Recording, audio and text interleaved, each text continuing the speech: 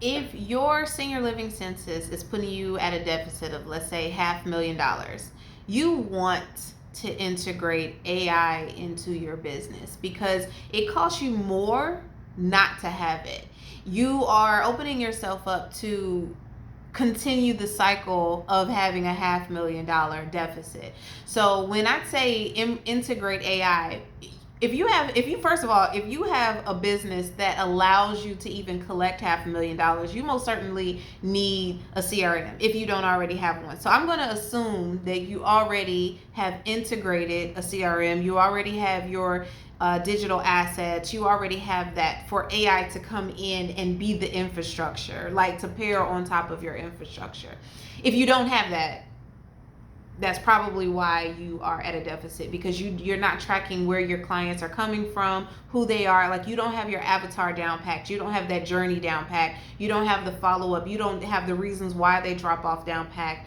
You're relying on your admissions person or lack thereof to kind of know and be your CRM, and that's just not beneficial, because that doesn't help you scale. That doesn't help with growing the legacy of your sales and marketing department. So get an AI and pair that AI with your CRM. When you pair your AI with your CRM, now it knows, okay, we got 40 leads. From those 40 leads, we got 10 tours. And of those 10 tours, we had 3 to convert. That's not a very impressive conversion. So if you're only seeing, all right, we got 3 new move-ins last month, but you're ignoring the fact that we got 40 leads, and you're also ignoring the fact that you only had a fraction of those 40 leads to tour, AI can help you to figure out why you only got 3 from the 40. Does that make sense? Because we've all been there. Like, we're just going to have an honest conversation. We've all been there when the sales rep says, it's slow everywhere. It's slow everywhere. Nobody has it. Or is the time. Nah. You got 40. Why only 3 converted? Let's really get down to that. And now, and we've all been in this situation, especially if you do have a hired admissions person or a sales and marketing person. We've all heard their excuses as to why they don't have it. And sometimes it's not excuse, sometimes it is valid. But then in other cases, it could be the structure of the business. So if you don't have staff to cover the tours, you don't have lead to speed because you don't have enough staff, you don't have time to go follow up in person to build relationships with the people who are actually giving you referrals to make sure that they're the highest quality referrals, you don't have someone that is able to follow up with the leads that did not convert, because no doesn't mean no, it means not right now, so but if there's so much room for error and not following up, how are you supposed to know? That's where AI comes in. So AI is going to follow up, it's going to nurture, it's going to convince them to come back. So, like, let's say they didn't come in for the first 30 days, it's going to follow up again the next month and the next month. It's going to ask why. What's the reason for the delay? Because you want to know how you can get better. Why is it that I got your referral and you didn't even want to come? Is it my online presence? Did you choose someone who had better pictures than me, better videos than me? Because psychologically speaking, in 2025, nobody makes decisions based off the website. They make decisions based off of Google Maps, Apple Maps. Who has the best reviews? Who has the most appealing pictures? Who has the most engaging videos, content? Who did I see on social media? Who do I have the brand recognition to? We are wired to make decisions based off of repetition and familiarity. So if you get someone who's coming from the hospital and it's a rapid discharge, or in your case a rapid move-in, and you don't have an online presence, could be one of the main reasons why you got the referral, but they just never came through, because they did their research on the phone. They found, like, okay, this person, in comparison to facility B, C, and D, whoever was on the list, they don't have any reviews. They have nothing that says I should move my mom here. But the other ones had 200 reviews, or 200 pictures, or 200 videos, and I felt very comfortable being able to imagine them taking care of my mom. Make sense?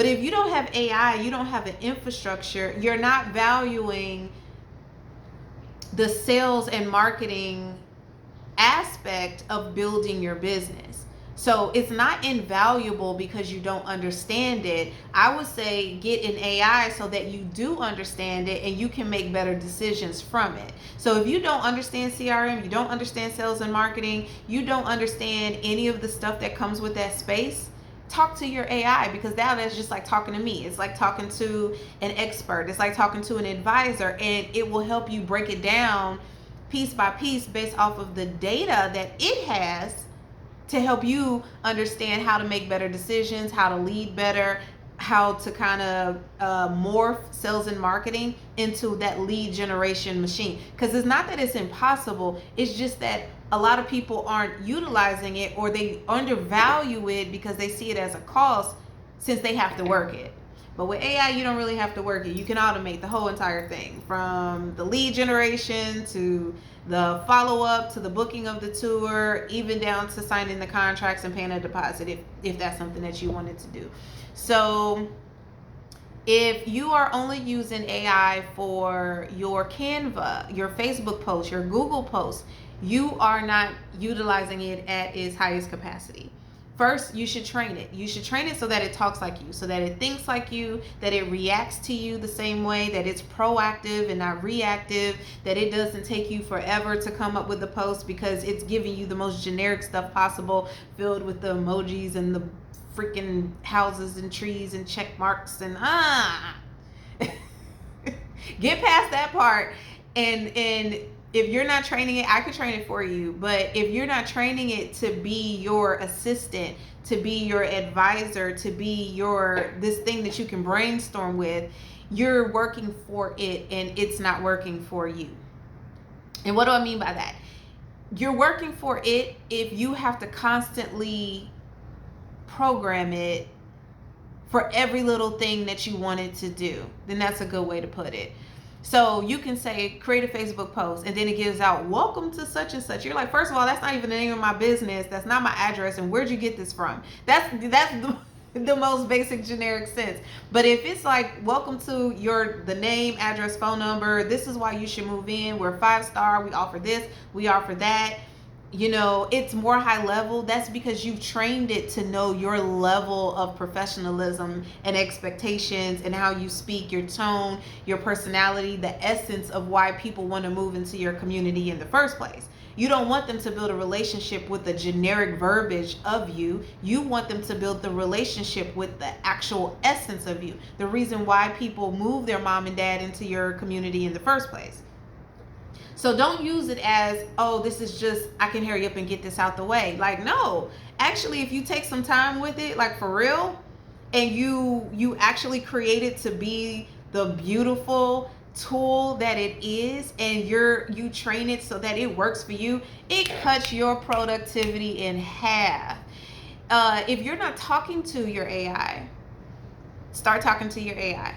Like, you don't have to sit and type with it all the time. You can actually talk to it. So for me, I don't listen to a lot of music and stuff like that in the car. I feel like, at some points in life you have to have some quiet time. So me, I like a little quiet time in the car. But I might take that as opportunity as I'm clearing out my mind to talk to my GPT while I'm sitting on 45 or in the gallery of traffic. And brainstorm. But the more I talk to it, the more it adapts to my tone, my perspectives, my ideas. I don't let it give me my next $1 million idea. I don't let it, say, okay, do this, and then I just go off and do that. No, it has to resonate. Like, it has to feel good. It has to make me excited. But its goal is not to direct me. It's me directing it. Make sense? So let's see, what else do I got for you? I think that's about it. Sales, marketing, AI.